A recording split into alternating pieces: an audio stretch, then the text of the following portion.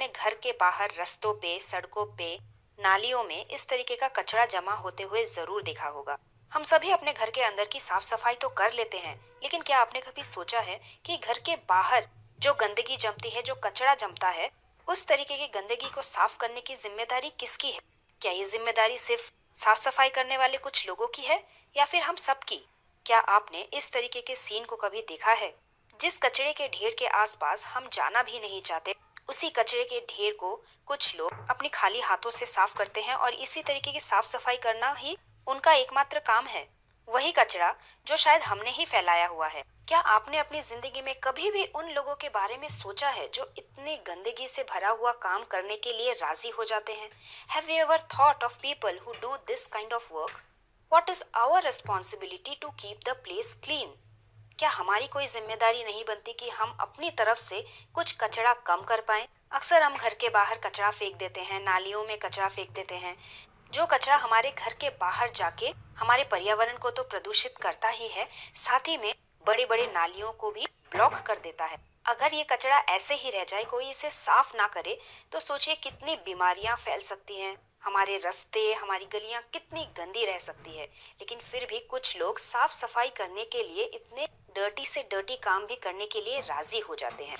Y do you think people need to do this kind of work? तो फिर ये लोग इतना गंदा काम करने के लिए राजी कैसे हो जाते होंगे? शायद ये लोग इसीलिए राजी हो जाते होंगे because they may not be much educated. शायद उतने पढ़े लिखे ना हो कि इन्हें कोई और नौकरी मिल सके, या फिर शायद ये बहुत गरीब होंगे, they may be very poor, so they don't have any other option. उनके पास और कोई रास्ता नहीं है इस काम को करने के अलावा। हमारे कुछ दोस्तों ने भी कुछ सफाई कर्मचारियों से कुछ बातें की। Our friend spoke to some staff who do cleaning jobs. Here are some things that they told us. हमने पूछा, Since when have you been doing this work? आप लोग सफाई का काम कब से करते आ रहे हैं?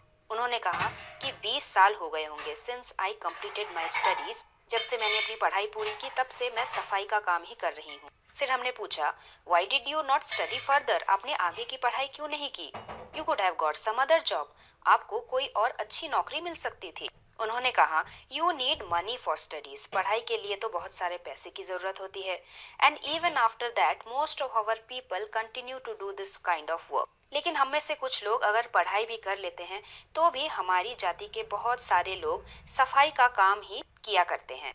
हमने कहा कि व्हाट डू यू मीन? इसका क्या मतलब है कि आपकी जाति के लोग? उन्होंने कहा, since our great grandfathers time, हमारे दादा और परदादा के समय से लेकर, और इवन बिफोर दैट, और शायद उसके भी पहले समय से लेकर, most people of our community have been doing this work. हमारे यहाँ के ज्यादातर लोग सफाई का काम ही किया करते थे। Even after getting a college degree, our people do not get any other kind of job. 12th की पढ़ाई पूरी करने के बाद कॉलेज में ग्रेजुएशन की डिग्री पाने के बाद भी हमारे यहाँ के कई सारे लोगों को एक अच्छी नौकरी नहीं मिल पाती।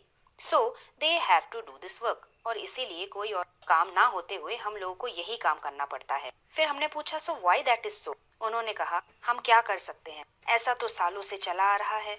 हमारी कम्युनिटी के लोग ही इस तरीके का काम किया करते हैं। तो ये तो थी वो बातें जो आपके टेक्स्ट बुक में लिखी हुई है। चलिए आपको कुछ ऐसे लोगों से मिला देते हैं जो सच्ची में सफाई का काम करते हैं और जानते हैं कि वो अपने बारे में क्या कहते हैं।